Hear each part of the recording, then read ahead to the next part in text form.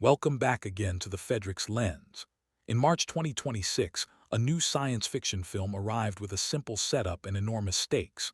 A man wakes up alone on a spaceship. He cannot remember who he is. Earth is in danger. Somewhere far away there may still be an answer. The film was Project Hail Mary, directed by Phil Lord and Christopher Miller, written by Drew Goddard, adapted from Andy Weir's 2021 novel, and led by Ryan Gosling as Ryland Grace. At first glance, it looked like a high-concept space survival story, but once people saw it, the reaction was different. It did not just feel smart.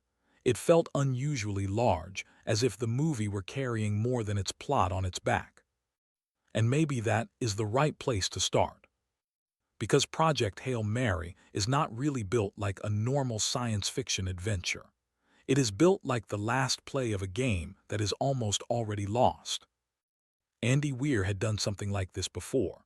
With The Martian, he turned science, isolation, and problem-solving into gripping drama. Then in 2021, he published Project Hail Mary, another survival story but one built on an even larger scale. This time the crisis was not one astronaut stranded on Mars. This time the crisis was the sun itself. Hollywood moved quickly. Drew Goddard returned to adapt another Weir story. Lord and Miller directed. Gosling stepped into the role of Ryland Grace. Sandra Hüller played Eva Stratt, the woman driving Earth's emergency response. Inside the story, Grace wakes up on the spacecraft Hail Mary with no memory of who he is or why he has been sent there. Slowly, the truth returns. Earth is facing extinction because of a strange organism called astrophage, which is draining energy from the sun. Humanity has found one possible clue in the Tau Ceti system, where one star seems to resist the same fate. Grace is there to discover why, and if possible, get a solution back home before Earth's future disappears.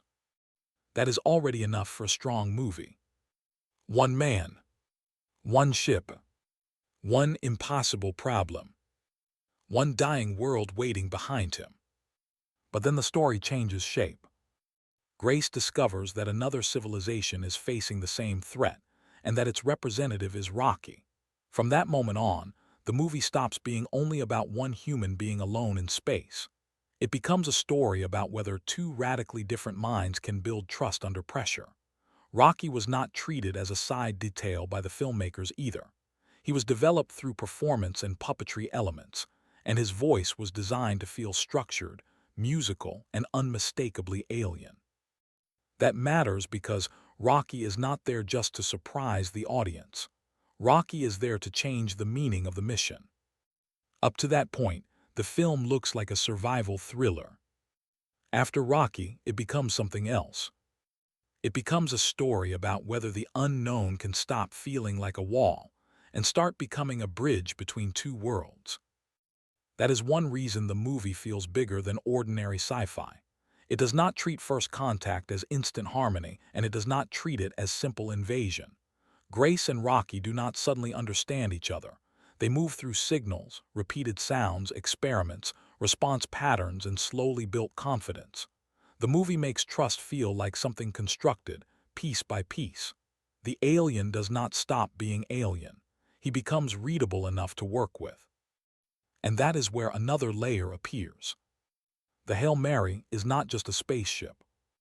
It is more like a lifeboat. Not a lifeboat carrying crowds, but a lifeboat carrying something even more fragile, the compressed hope of a civilization. This mission is not exploration for curiosity's sake. It is a sealed vessel carrying a future that cannot remain safe where it began. The ship stops feeling like a backdrop and starts feeling like a container for survival itself. That is why the movie feels heavy even in its quiet moments. The audience can sense that the ship is carrying more than a passenger. It is carrying time. It is carrying possibility. It is carrying the chance that human life on Earth might still have a next chapter. And then the story reveals something even more important. The real mission is not discovery. The real mission is return. A lot of science fiction stories are built around finding something, a planet, a signal, a truth, a breakthrough. But Project Hail Mary is built around whether the answer can make it home. Discovery alone changes nothing if it stays lost in deep space. The solution only matters if it survives the trip back in usable form. That makes the mission feel less like simple exploration and more like a message in a bottle thrown across the stars, except this time the message is not a cry for help. It is the thing that might save the world when it arrives. You can even think of it like a relay race. Grace does not win the future alone. He carries the baton as far as he can, but the point is always the handoff. The answer has to outlive the runner. It has to move from one world to another. It has to be received, read, and used. That makes the story feel larger than one man's courage. It becomes a story about continuity itself. And this is where the title starts to matter. Maybe the clearest hidden clue in the entire movie was there from the beginning, sitting in plain sight. Hail Mary. In American football, a Hail Mary is the desperate last pass when time is almost gone and normal plays are no longer enough. But the phrase also carries the echo of prayer, and that double meaning fits the movie perfectly. This mission is both things at once. It is a calculation. It is a gamble.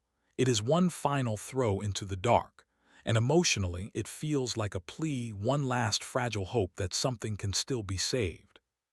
The title is not just a cool name. It is the blueprint. This is not the first plan. It is the last play. And that helps explain why the film landed the way it did in 2026. It arrived in a culture already tired of breakdown, already anxious about systems failing, already suspicious that many things once considered stable were no longer guaranteed. Into that atmosphere came a movie about a dying sun, a last chance mission, and an answer that only matters if it gets home in time. Critics and audiences responded strongly, often pointing to the film's unusual combination of scale, intelligence, humor, and heart. But the deepest reason it lingers is still one step further in. At first, the mission is framed in the narrowest possible way. Save Earth, save humanity, save home. That is what gives the story its urgency. But once Grace and Rocky begin to understand one another, the moral shape of the movie begins to widen. The question is no longer just whether our side survives. The question becomes whether survival means anything if it never grows beyond the self. That is the point where Project Hail Mary stops being only clever and becomes moving. Because Ryland Grace is not just solving a technical problem anymore. He is being asked what kind of future he is willing to carry. Only his own. Or something wider. And that is why the movie keeps getting bigger as it goes. It begins as the story of a man waking up alone in deep space. Then it becomes the story of a dying sun. Then it becomes the story of a lifeboat carrying the future. Then it becomes the story of a bridge between two worlds. Then it becomes the story of a message that has to come home. And finally, it becomes the story of whether salvation means anything if it only belongs to one side. That is a much larger story than a normal sci-fi thriller. So why does Project Hail Mary feel bigger than a sci-fi movie? Because beneath the ship, the science, and the suspense, it is telling an older kind of story. A world is in danger. A sealed vessel carries what must survive. The unknown has to become readable. A saving answer must cross the darkness and return.